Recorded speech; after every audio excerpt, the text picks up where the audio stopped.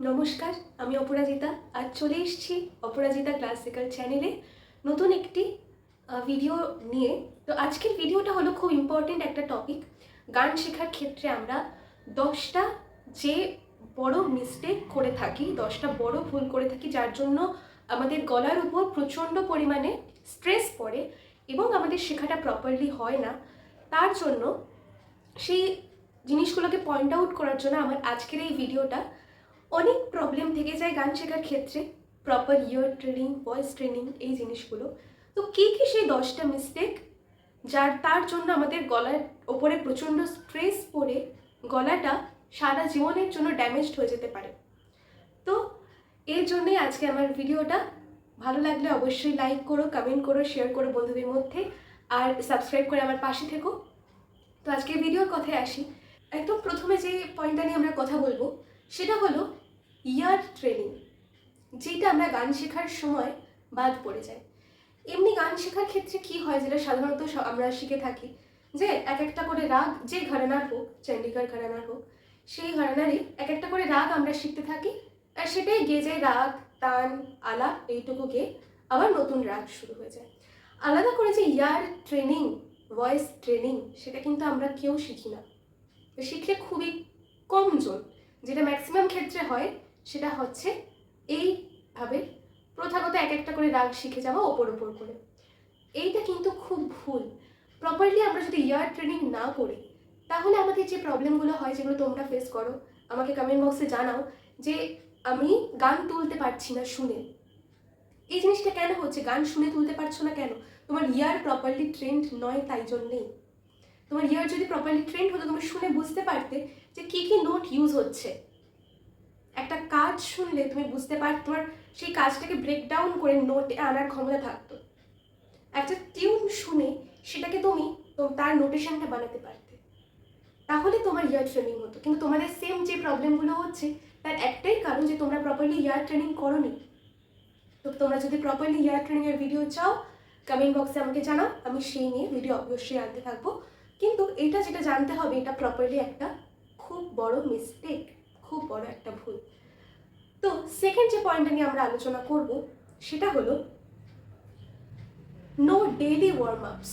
মানে তোমরা অনেকেই আছো যারা আমাকে কমেন্ট বক্সে এবং হোয়াটসঅ্যাপে অনেকেই জানিয়েছো, আমার বিভিন্ন অনেক স্টুডেন্টরাও আছে যারা জানিয়েছে যে আমরা যখন একটা জায়গায় কাউকে গান শোনাতে যাই, তখন 3-4টে গান গাওয়ার পরে আমাদের ভয়েসে পারমিট করে না, গলা বসে যায় সেখানে। এইটা কেন হয়? কারণ তোমরা রোজ রেওয়াজ করো না।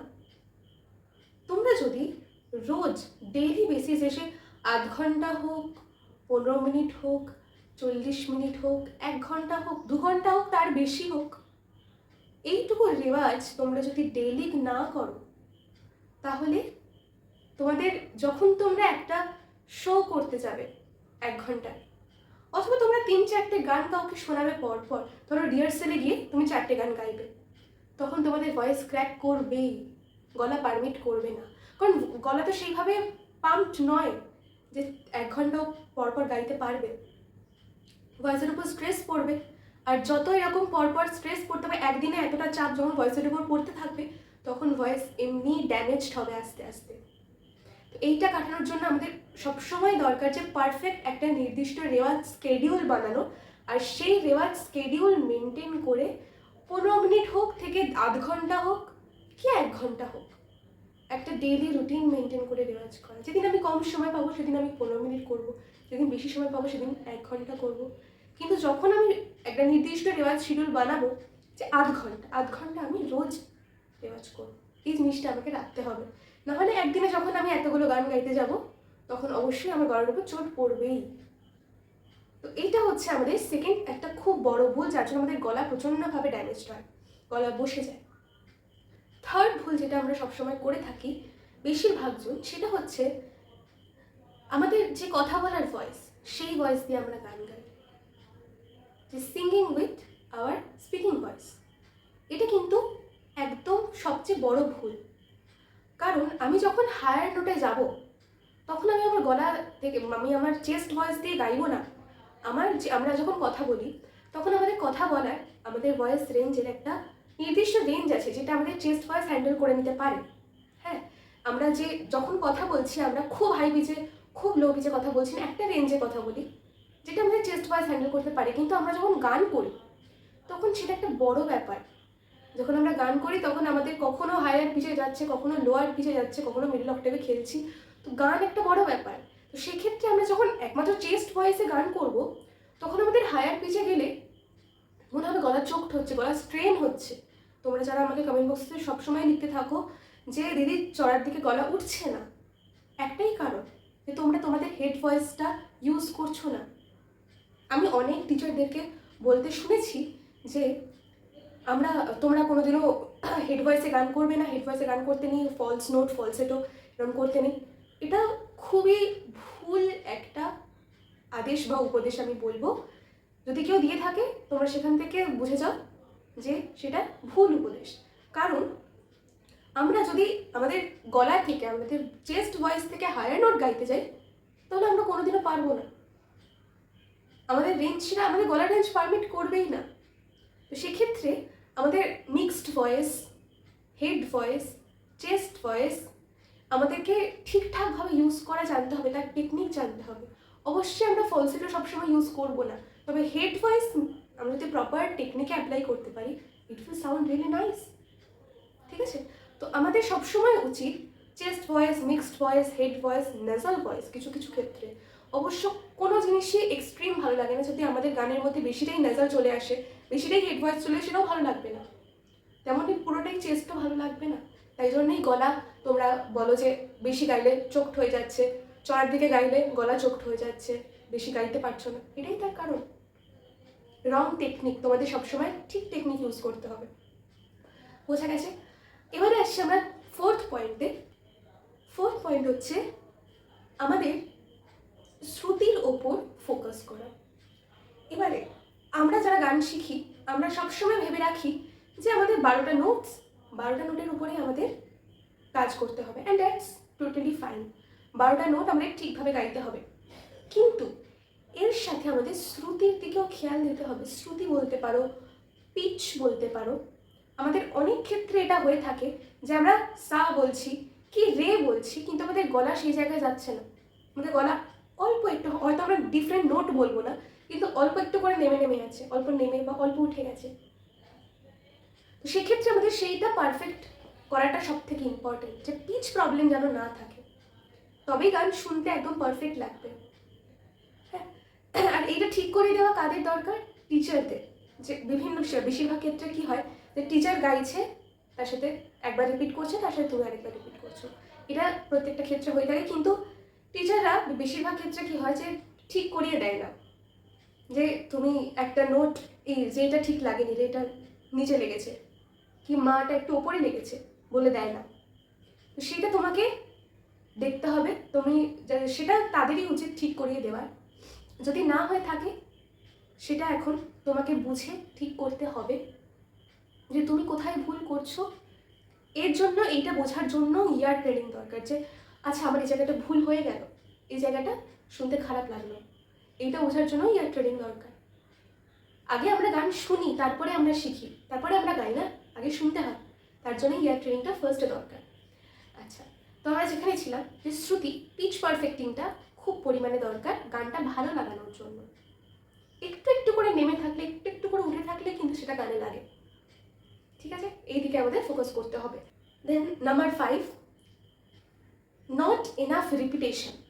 নট এনাফ রিপিটেশন মানে আমরা এটা করে থাকি যে একটা গান তোলার জন্য আমরা খুব খুব এফর্ট দিয়ে একটা গান প্রপারলি তুললাম, সেটা নোট মুখস্থ করে কোথায় কী আছে, ছোটো ছোটো কাজ কী আছে, পুরো পুরো জিনিসটা আমরা তুললাম। কিন্তু তারপরে তোলা যখন হয়ে গেল, একবার গিয়ে নিলাম, তারপরে সেটাকে ছেড়ে দিই। আমরা ভাবি যে আমাদের কাজ তো হয়ে গেছে, গানটা উঠে গেছে। কিন্তু অ্যাকচুয়ালি এতদিন ধরে আমি যে এফর্ট দিয়ে গানটা তুললাম, এইটা তো সবে শুরু। আমি গানটা সবে একবার তুলতে পেরেছি, একবার গাইতে পেরেছি। এইটা হচ্ছে গানটা শেখাটা হচ্ছে আমাদের এই জার্নি 10%। বাকি 90% কি না, সেটাকে প্র্যাকটিস করে করে রিপিট করে করে সেটাকে স্থায়িত্ব দেওয়া, যে এবার থেকে আমি যতবার গানটা গাইবো এরকমই হবে। কিন্তু আমি যদি একবার গেয়ে রেখে দিই তাহলে কদিন পরে আমি সেটা ভুলে যাব, কোথায় কি কাজ দিয়েছিলাম সেটা ভুলে যাব, কোথায় কীরকম ছিল মডুলেশন ভুলে যাব। হ্যাঁ, তো তার জন্য আমাদের সবসময় উচিত আমরা যখন একটা গান তুললাম সেটাকে বারবার প্র্যাকটিস করা, বারবার শোনা, বারবার প্র্যাকটিস করা, বারবার in the sense 50, 60, 70 bar practice করা। ঠিক আছে? না হলে যতই আমরা আমরা পুরো জি জান লাগিয়ে একবার তুলে নিলাম, তুলে রেখে দিলাম, তাহলে সেটা আমরা পর মুহূর্তেই ভুলে যাব। 1 সপ্তাহ মনে থাকবে, 2 সপ্তাহ মনে থাকবে, তারপরে মনে থাকবে না। কিন্তু আমি যদি সেটা প্র্যাকটিস করে বারবার রিপিট করে আমরা একটা জায়গায় এনেছি, এবার ঠিক আছে, এবারে আমি যতবার গানটা গাইবো, বাইরে পারফর্ম করি বা নিজে গাই, জিনিসটা আমার একই রকম হবে। এইটাই হচ্ছে মেইন টেকনিক। যখন তুমি গানটা শিখছো সেটা হচ্ছে 10%, তুমি একবার তুলতে পেরেছো, বাকি 90% তোমাকে রিপিট করে প্র্যাকটিস করে আনতে হবে। ঠিক আছে? এরপরে আসছি নাম্বার 6 প্রবলেমে।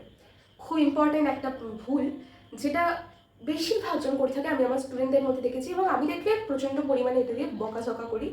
সেটা হচ্ছে র্যান্ডাম গামাক করে দেওয়া বা র্যান্ডাম কাজ ঢুকিয়ে দেওয়া। এটা খুব খারাপ একটা জিনিস। হ্যাঁ, মানে র্যান্ডাম কাজ সেটাকে বলা যাবে না, র্যান্ডাম গামাক ঢুকিয়ে দেওয়া অ্যাকচুয়ালি। যে কোথাও আমি একটা স্বরকে একটুখানি স্লাইড করে দিলাম, একটু স্ট্রেস দিয়ে কোনো একটা স্বর বললাম, কোনো একটা স্বর জাস্ট একটু কাঁপিয়ে দিলাম, এইগুলো খুব খারাপ একটা দোষ বা খুব খারাপ, শুনতেও লাগে এগুলো। আমাদের গামাক একটা নির্দিষ্ট নিয়মে হয়। গামাক কিন্তু হুট করে এক জায়গায় লেগে যায় না, আর বিভিন্ন রাগ গাওয়ার জন্য অনেক রকম গামাক আছে। তো সেগুলো না জেনে হঠাৎ করে একটা নোটের উপর আমি দাঁড়িয়ে একটু কাঁপিয়ে দিলাম, কি একটা নোট একটু বেশি গ্লাইড করে দিলাম, একটা নোট একটু বেশি স্ট্রেস দিয়ে বলে দিলাম, এইটা গানের সৌন্দর্য বৃদ্ধি তো করেই না, খারাপ শুনতে লাগে বড়। তো এইটাকে আমাদের প্রথমটা আমরা এটা হয় যে আমি তো ইম্প্রোভাইজ করছি না। প্রথম অ্যাজ আ বিগিনার আমি যখন শিখবো তখন আমরা চেষ্টা করব যে যেটা থেকে শিখছি সেইটাকে কপি করা। আমি বলবো না যে সবসময় কপি পেস্ট করতে হবে, বাট প্রথম আমরা যখন অ্যাজ আ বিগিনার শিখছি তখন আমাদের নিজস্বতা লাগানোর কোনো দরকার নেই। তো আমরা যখন শিখে যাব একটা পর্যায়ে অবধি, তখন আমরা নিজেদের মতো ইম্প্রোভাইজ করতে পারবো, যেটা অবশ্যই শ্রুতি মধুর হতে হবে। হ্যাঁ, আমরা যে কোনো জায়গায় একটা গামাক লাগিয়ে দিলাম, যে কোনো জায়গায় একটাখানি স্ট্রেস দিয়ে দিলাম, এটা কখনো শ্রুতিমধুর হয় না। আমাদের প্রপার ওয়েতে জেনে কোথায় গামাক দিলে ভালো লাগবে, কোথায় কাজ দিলে ভালো লাগবে, সেই জায়গায় দিতে হবে। অনেক রাগ আছে যেগুলো খুব সফট, যেমন রাগ তিলং, রাগ বেহাগ, খুব সফট রাগ, এতে আমি বেশি গামাক দেবো না বা খুব ফোর্সফুলি গাইবো না, সেখানে যদি আমি বেশি গামাক দিতে যাই খারাপ শুনতে লাগবে। তো সেক্ষেত্রে যখন আমি ভৈরবী গাইবো কি মালকোষ গাইবো, তখন আমাকে খেয়াল রাখতে হবে যে হ্যাঁ এগুলো তো ভারী রাগ, এগুলোতে আমাকে গামাক খুব ফোর্সফুলি গাইতে হবে, একটা খুব আমেজ নিয়ে গাইতে হবে। তো এই জিনিসগুলো ফলো করে আমাকে গান করতে হবে, শিখতে হবে। Problem number 7, poor posture. Poor posture মানে আমি কি বলতে চাইলাম, যে আমি দেখেছি, এই নিয়ে আমার একটা ভিডিও আছে, যে পশ্চার ঠিক করা মানে শুধু বসা ঠিক করা না। অবশ্যই বসাটা তো প্রথম কথা। আমি যখন রেওয়াজ করতে বসছি, মেরুদণ্ড, শোল্ডার স্ট্রেট থাকবে। অনেকেই দেখেছি স্লাউজ হয়ে গান করতে বসে, ঠিক না। আমার যে অ্যাবডোমেন থেকে আমার ভয়েস প্রপারলি রিলিজই হবে না, আমি প্রপার আমার পেট থেকে ভয়েস গান গাইতেই পারবো না। তো সেক্ষেত্রে আমাদের সবসময় রেওয়াজের সময়, গান গাওয়ার সময় উচিত মেরুদণ্ড সোজা করে, শোল্ডার স্ট্রেচডভাবে প্রপারলি বসা। ঠিক আছে? শুধু এইটা ঠিক করা নয়, পশ্চার মানে আমাদের মুখের যে পশ্চার। আমি দেখেছি বেশিরভাগ জনের যেটা হয়, হায়ার পিচ গাইতে গেলে গলা এরকম স্ট্রেন্ড হয়ে যায়, মুখ ওপর দিকে উঠে যায়, এখান থেকে শিরা বেরিয়ে যায়। শিরা বেরোটা তো কিছু করার নেই, শিরা বেরোনোর যেটা ব্যাপার সেটা হচ্ছে গলা স্ট্রেন্ড হচ্ছে, সেটা না হওয়াটাই ঠিক। তো এই যে গলা উঁচু হয়ে যাওয়া, যখন চড়ার দিকে গাইছি মুখ খুলে তোমার গলা এই যে উঁচু যখনই হয়ে যাচ্ছে তখনই আমার গলা এখানে চাপ পড়ছে, আমি প্রপারলি ভয়েসটা বেরই করতে পারবো না। তো সেক্ষেত্রে আমাদের সবসময় উচিত ফোকাসড রেখে, আমাদের জ লাইন, আমাদের চিক্স ঠিকঠাক রেখে গান গাওয়া। সেটা পোস্টারটা অবশ্যই জেনে যে আমি ঠিক করছি কিনা। ঠিক আছে? Point number 8, self learning. তো এইটা নিয়ে অনেক কন্ট্রোভার্সি হতে পারে যে সেলফ লার্নিং, আমি কিন্তু একবারও বলছি না যে খারাপ জিনিস, খুবই ভালো জিনিস। আমাদের নিজের থেকে নিজের যে জানার ইচ্ছে সেটা দেখাতে পারি, কিন্তু সেলফ লার্নিং সেক্ষেত্রে শুধু সেলফ লার্নিংয়ে কিন্তু আমাদের জানাটা বা আমাদের শেখাটা একটা জায়গায় স্টপ হয়ে যাবে। আমাদের সবসময় উচিত একজন গুরুর কাছে যাওয়া, একজন ভয়েস ট্রেনারের কাছে যাওয়া। বিকজ আমি যখন গান শিখছি অ্যাজ আ বিগিনার, আমি কোনোদিনও বুঝতে পারবো না যে আমার ভুলটা কোথায় হচ্ছে। আমি গাইছি, আমি অ্যাজ আ বিগিনার আমি কারোর ভিডিও দেখে শিখছি, কিন্তু যতই আমি ভিডিও দেখে শিখি না কেন, আমি কোথায় ভুল করছি, আমি যে শিখছি শেখাটা কি আমার ঠিক হলো, এই জিনিসটা বোঝার জন্য, জানার জন্য একজন শিক্ষকের কাছে যাওয়া খুবই দরকার।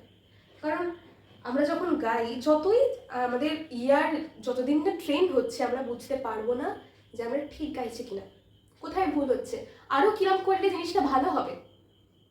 এই জিনিসগুলো জানার জন্য অবশ্যই আমাদের একজন গুরুর দরকার। তবে আমি একবারও বলছি না যে সেলফ ট্রেনিং খারাপ। সেলফ ট্রেনিং তুমি একজন গুরুর কাছে শিখছো, আরও কিছু জানার জন্য তুমি ভিডিওস দেখছো, এগুলো করছো, ঠিক আছে। আর ভিডিওস দেখো ঠিক জায়গা থেকে। এখন সোশ্যাল মিডিয়া সবার কাছে রয়েছে, সবাই যে যার মতো ভিডিওস আপলোড করতে থাকে। আমি কোনোটাকেই ছোটো করছি না, তোমরা নিজেরা দেখলে বুঝতে পারবে কোনটা দেখার মতো, কোনটা দেখার মতো নয়, কোনটা গ্রহণযোগ্য, কোনটা গ্রহণযোগ্য নয়। তো সেই দেখে তোমরা ভিডিও দেখবে এবং ঠিক ভুল বিচার করে নিজেদের সেন্স কাজে লাগিয়ে তারপরে জিনিসটাকে অ্যাপ্লাই করবে। কারণ ভয়েস আমাদের খুব সূক্ষ্ম জিনিস, সেইটার ওপর কিছু করার আগে নিজে থেকে ভালো করে ভেবে যে যেটা শুনছি ঠিক শুনছি তো, সায়েন্স আছে এটার পিছনে, এইটা বুঝে তারপরে অ্যাপ্লাই করবে, ঠিক আছে। তো নেক্সট পয়েন্টে আসি, পয়েন্ট নাম্বার 9, সেটা হচ্ছে নো মাল্টিপল রাগা ট্রেনিং। এটা মানে কি, আমি দেখেছি যে আমাদের যে পাল্টা প্র্যাকটিস দেওয়া হয়, আমাদের মধ্যে একটা থাকে যে শুধু শুদ্ধ স্বরের উপর প্র্যাকটিস করে গেলাম। এটা খুব খারাপ একটা ব্যাপার। তুমি যখন প্রথম শিখছো তখন ঠিক আছে, তুমি শুধু শুদ্ধ স্বরের উপর, বিলাবলের উপর প্র্যাকটিস করছো, কিন্তু আমাদের সবসময় উচিত, আমরা যখন একটা করে রাগ এগোচ্ছি তখন আমাদের প্রত্যেকটা রাগের উপর পাল্টা প্র্যাকটিস করা উচিত, রেওয়াজ করা উচিত। কারণ আমি যদি একটা রাগের উপর পড়ে থাকি, তাহলে একটা রাগ ম্যাক্সিমাম কটা স্বরকে ট্রেন করতে পারি? ম্যাক্সিমাম 7টা স্বর, 8টা স্বর। আমাদের 12টা স্বরকেই ভালো করে রপ্ত করতে হবে। আমাদের বেশিরভাগ রাগ আমাদের জানা দরকার এবং সেই রাগগুলো জেনে সেগুলোর উপর প্র্যাকটিসও করা দরকার, তবেই আমাদের গ্রোথটা হবে, না আমরা এক জায়গায় আটকে থাকবো, ঠিক আছে। তো এবার থেকে তোমরা ভিডিওটা দেখার পর থেকে শুরু করো অনেক বিভিন্ন রাগ শেখা এবং সেই রাগগুলোর ওপর পাল্টা প্র্যাকটিস করা, ঠিক আছে। অ্যান্ড দ্য লাস্ট পয়েন্ট, যেটা আমাদের সবসময় খুব মাথায় রাখা উচিত যে কোনো ভয়েস আর্টিস্টের, শুধুমাত্র সিঙ্গারদের জন্য নয়, যে কোনো আবৃত্তি যারা করে, ভয়েস ওভার আর্টিস্ট, সবার জন্যই, যে ভোকাল অ্যাবিউজ। সেটা কি না, আমরা গান করছি সেই টাইমটা ছাড়া বাকি রেস্ট অফ দ্য ডে, সারা দিনে আমরা কি ভোকালটাকে প্রপারলি রেস্ট দিচ্ছি? আমরা কি খুব চেঁচাচ্ছি? আমরা কি খুব জোরে হাসছি? কারণ জোরে হাসি, জোরে যদি আমরা বেশি কান্না করি, জোরে চিৎকার করি, সব ইম্প্যাক্ট আমাদের ভয়েসের উপর পড়ে, and they all have very bad impacts on our vocals. তো আমাদের সবসময় উচিত আমাদের ভয়েসকে প্রপারলি রেস্টে রাখা। আমরা যদি সারাক্ষণ চেঁচাতে থাকি, জোরে জোরে কথা বলতে থাকি, তাহলে অবশ্যই আমাদের ভয়েসের উপর সেই ইম্প্যাক্টটা পড়বে, অ্যান্ড রেজাল্ট ওয়াইজ আমাদের গলা বসবেই, কিছু করার নেই। ভয়েস তো, ভোকাল কর্ড খুব সূক্ষ্ম একটা জিনিস। তো এর উপরে আর আমাদের উচিত সবসময়, যারা সিঙ্গার, যাদের একটু আমার মতো অ্যাজমা থেকে শুরু করে চট করে ঠান্ডা লেগে যাওয়া এই ধরনের প্রবলেমস থাকে, তোমরা চেষ্টা করো স্টিম নেওয়ার, এই জিনিসগুলো করার। তাহলে যদি ভয়েসটা একটু প্যাম্পার্ড থাকে, এবং আমাদের সবসময় উচিত ভয়েসটাকে প্রপারলি রেস্ট দেওয়া এবং জল খেয়ে প্রপারলি হাইড্রেটেড রাখা, ঠিক আছে। তো এই হলো আমার 10টা পয়েন্ট, যেই মিস্টেকগুলো অ্যাজ এ সিঙ্গার আমিও একটা টাইমে হয়তো করেছি, জানার পর থেকে অবশ্যই বন্ধ করেছি। তো ভিডিওটা দেখে বলো যে তোমরা এর মধ্যে থেকে কী কী করেছো, তোমরা কী কী শিখতে আমাকে সব কমেন্ট বক্সে জানাও। আমিও জানতে চাই, দেখতে চাই তোমাদের কী কী এক্সপিরিয়েন্স। তো ভিডিওটা ভালো লাগলে অবশ্যই লাইক করো, কমেন্ট করো, শেয়ার করো বন্ধুদের মধ্যে, আর সাবস্ক্রাইব করে আমার পাশে থেকো। আশা করছি ভিডিওটা তোমাদের অনেকটা হেল্প করেছে। এই ধরনের ভিডিও পেতে আমাকে সাবস্ক্রাইব করে বেল বাটনটা অল করে রাখো, যাতে সমস্ত ভিডিও নোটিফিকেশন তোমরা সবার আগে পাও। তো দেখা হবে নেক্সট ভিডিওতে। ততদিন পর্যন্ত ভালো থাকো, সুস্থ থাকো, আমাদের পাশে থাকো। নমস্কার।